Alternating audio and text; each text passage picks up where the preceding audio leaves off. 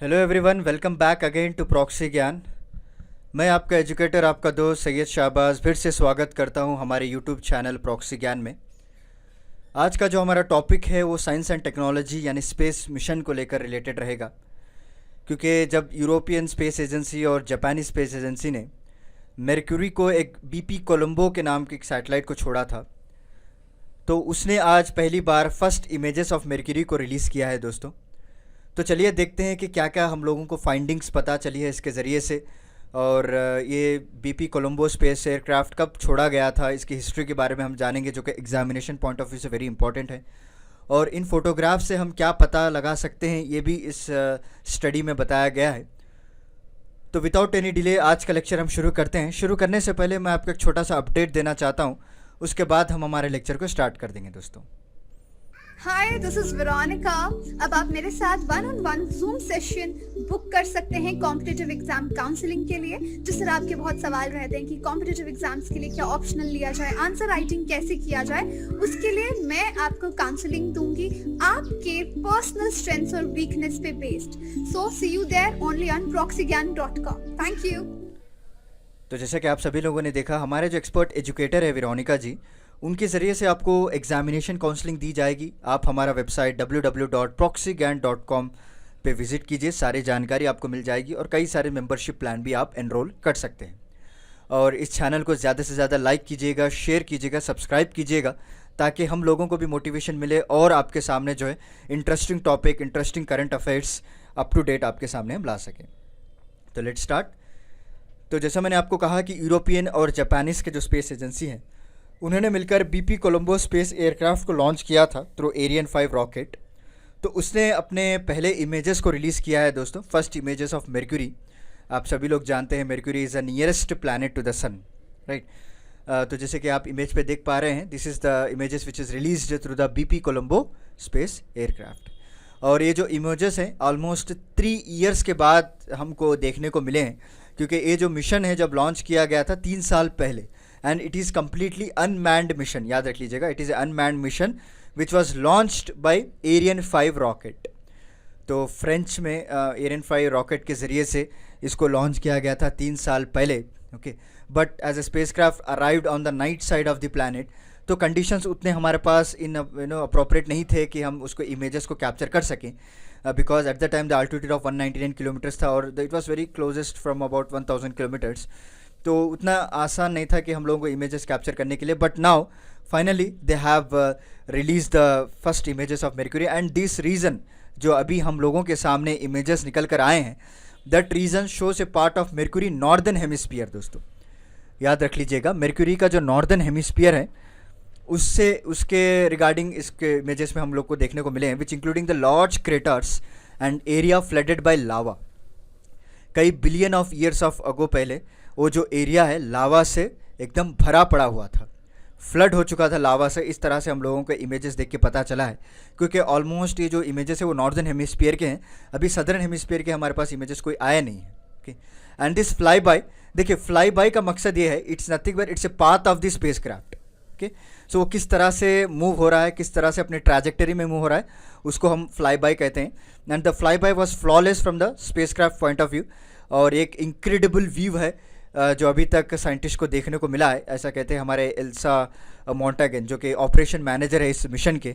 जब एक पहली बार इस तरह के इमेजेस इनके सामने निकल कर आए हैं, तो उन्होंने एक इंक्रेडिबल का दर्जा दिया उसको, ताकि जो इनका टारगेट था 3 साल से ये लोग जो है कोशिश करते रहे मेरक्यूरी के इमेजेस को कैप्चर करने की, फाइनली वो पूरा हो गया है और इनको नॉर्दर्न हेमिस्फीयर के पिक्चर सक्सेसफुली डिलीवर हो चुके हैं, okay. And this BP Colombo mission will study all the aspects of mysterious inner planet. उसका कोर में क्या है, ओके, जिस तरह से हमारे अर्थ में कोर हो गया, मैंटल हो गया, राइट, इसी तरह उनके जो core part of the surface processes और उसका जो मैग्नेटिक फील्ड है, उसका किस तरह से एग्जोस्फीयर है, ये सारा कुछ स्टडी करेगा, ताकि आगे हम लोगों को पता चल सके कि मेरक्यूरी जो है वो ऑरिजिन किस तरह से हुआ है और उसका एवोल्यूशन किस तरह से हुआ है, ओके। और कौन से स्टार से निकल कर ये बाहर आया है, ये भी हम इसको जान सकते हैं अगर हम इसके सरफेस प्रोसेस को, उसके कोर को, उसके मैग्नेटिक फील्ड को, उसके एक्सोस्फीयर को प्रॉपरली स्टडी करें। और इसी के मकसद से बीपी कोलंबो मिशन को लॉन्च किया गया था, ताकि वो टाइम टू टाइम हम लोगों को अपडेट दे सके और टाइम टू टाइम जो इमेजेस भेज सके, ताकि हम यहाँ पे स्टडी कर पाए। And Mercury is also the only rocky planet orbiting the sun beside our own to have a magnetic field. याद रख लीजिएगा, मेर्क्यूरी जो है एक अकेला रॉकी प्लैनेट है जो सन के अतराफ फिर रहा है, ओके, टू हैव, और इसकी खुद की मैग्नेटिक फील्ड है ये, ओके। और ये मैग्नेटिक फील्ड किस तरह से जनरेट हो रही है? By liquid core. क्योंकि अगर मेर्क्यूरी की आप बाइसेक्शनल उसको काटेंगे बीच में, you will find the lot of liquid, okay, lava type आपको मिलेगा in its core. And Mercury should have grown cold and solid by now, because due to temperature changes, due to the year pass on, जब ये form हुआ था उसमें कई सारे लावा भर के था, जैसे आपने देखा नॉर्दर्न हेमिस्फीयर में it was flooded with the lava by billion of years ago. और इसकी कोर में कहीं ना कहीं आपको अभी भी लिक्विड लावा मिलता है, बट जैसे ईयर्स पास ऑन होते गए वो कोल्ड और सॉलिड बनता गया दोस्तों, और वो रॉकी प्लैनेट में कन्वर्ट हो चुका है और उसकी खुद की एक मैग्नेटिक फील्ड है। तो लिक्विड कोर की वजह से ये मैग्नेटिक फील्ड कहीं ना कहीं जनरेट होने को मिल रही है, हमको देखने को मिल रही है। And this anomaly might be due to some feature of, जो इस तरह से एनॉमली हमको देखने को मिली है, ये हो सकता है कोर का कॉम्पोजिशन कुछ अलग हो, ओके। तो इस चीज़ को पहचानने के लिए हमारे बीपी कोलंबो के पास ऐसे इंस्ट्रूमेंट्स हैं जो साइंटिस्ट ने उसमें इंडल्स करके भेजा है, ताकि वो जाके उसको मेजर कर सकें विद ए ग्रेटर प्रिसिशन, ताकि कोई भी गलती ना हो। उस इंस्ट्रूमेंट्स की मदद से हम जान सकते हैं कि अभी भी ये जो लावा, अभी भी जो लिक्विड कोर है वो एग्जिस्ट है, या फिर एंटायर प्लैनेट वो कोर में बदल चुका है, यानी रॉकी में बदल चुका है। So earlier mission have detected, जब पहले मिशंस लॉन्च किए गए थे मेर्क्यूरी को, आगे मैं बताऊंगा पास्ट मिशंस उनके नाम क्या है, बिकॉज उनके नाम भी वेरी इंपॉर्टेंट होते हैं दोस्तों, ओके। देखिए, हम डिफरेंट एस्पेक्ट से इस टॉपिक को कवर कर रहे हैं ताकि आपको कोई अदर सोर्स जाना ना पड़े। जब आप इस लेक्चर को ध्यान से देख लेंगे, गौर से सुनेंगे, तो then definitely short questions will come from the examination, चाहे वो इसके ओरिजिन को लेकर हो, ओके, चाहे वो मिशन के नाम को लेकर हो, कब लॉन्च किया गया था, कौन से रॉकेट में लॉन्च किया गया था, ये सारे पॉइंट्स मैंने कवर किए अब तक। और पास्ट मिशंस में मैं आपको बताऊंगा, आखिर तक बने रहेगा इस लेक्चर में, ताकि उसमें भी आपको क्वेश्चन पूछे तो आप इजीली इसको आंसर कर सकते हैं, ओके। तो इसीलिए मोटिवेशन के लिए हमारे पास भी जो है आप लाइक कीजिएगा, शेयर कीजिएगा, जो अनअवेयर है हमारे चैनल के बारे में उनको भी जो है शेयर करके बताइए, ओके, ताकि हम लोगों को मोटिवेशन मिल सके और टाइम टू टाइम जो आपको अपडेट हम देते रहेंगे, okay. And this earlier mission have detected evidence of the deepest recesses, ice के एविडेंस पाए गए हैं, ओके। जब प्लैनेट्स के जो क्रेटार्स वगैरह जब इन्होंने सर्च किया, जब इमेजेस आए थे, तो वहाँ पे हमको आइस भी पाया गया था। और साइंटिस्ट का ये मानना ये है कि ये जो इस तरह से प्लैनेट फॉर्म हुए, नथिंग बट ये कोई कॉमेट्स क्रैश होने की वजह से हम लोगों को पोलार क्रेटर्स देखने को मिले हैं दोस्तों, राइट। और बीपी कोलंबो जो है अभी 5 फ्लाईबाइज करने वाला है ड्यूरिंग ए कॉम्प्लेक्स ट्रेजेक्टरी, ताकि वो और भी अच्छे से स्टडी कर सके। और ये इन्होंने जब सैटेलाइट, इन्होंने जो स्पेस मिशन भेजा था वो डायरेक्टली नहीं भेजा था मेर्क्यूरी का, बिकॉज आप सभी लोग जानते हैं Mercury is the nearest planet to the sun, और सन की ग्रेविटेशनल पुल जो है इतनी ज़्यादा रहती है कि वो सैटेलाइट को घसीट लेगा, ओके। तो इसीलिए इन्होंने क्या किया, ज़्यादा से ज़्यादा फ्यूल यूज़ किया और for a spacecraft of this size, और बैलेंस, बिकॉज यहाँ पे आप देखेंगे जो सैटेलाइट है वो वीनस और अर्थ के बीच में जो ग्रेविटेशन पुल है उसको भी वो बैलेंस कर रहा है, ओके। इस तरफ से सन खसीट रहा है, उस तरफ से ये दोनों जो है इसको बैलेंस कर रहे हैं। And this mission will last around another 5 years, 5 साल तक अभी ये चलेगा और 5 साल तक हम लोगों को इन्फॉर्मेशन देता रहेगा। जैसे मैंने आपको बताया, the gravity exerted by earth and Venus, जो कि ग्रेविटेशनल असिस्ट कहा जाता है, ये आपको नेचुरली इस सैटेलाइट को स्लो डाउन करती है और एक बैलेंस मेंटेन करने में मदद करती है, ओके। एक तरफ तो सन का ग्रेविटेशनल पुल है, एक तरफ ग्रेविटेशनल असिस्ट है, दोनों मिलकर इसको बैलेंस करें, तब जाकर ये प्रॉपर ट्रैजेक्टरी में इंडक्ट हुआ है और हमको टाइम टू टाइम अपडेट दे रहा है। तो चलिए बीपी कोलंबो मिशन के बारे में हम देख लेते हैं, क्योंकि यहाँ से एग्जाम में पूछने के बहुत सारे चांसेस हैं। और ये जो बीपी कोलंबो मिशन है ये 3rd मिशन है दोस्तों, याद रख लीजिएगा, ये पहला नहीं है बल्कि 3rd मिशन है, जो कि यूरोपियन स्पेसक्राफ्ट जो फ्रेंच गुयाना वहाँ से इसको लॉन्च किया गया था। एरियन 5 रॉकेट नाम रख लीजिएगा, याद रख लीजिएगा, एरियन 5 रॉकेट से इसको लॉन्च कर दिया गया। And it's Euro first mission to Mercury built in cooperation with Japan.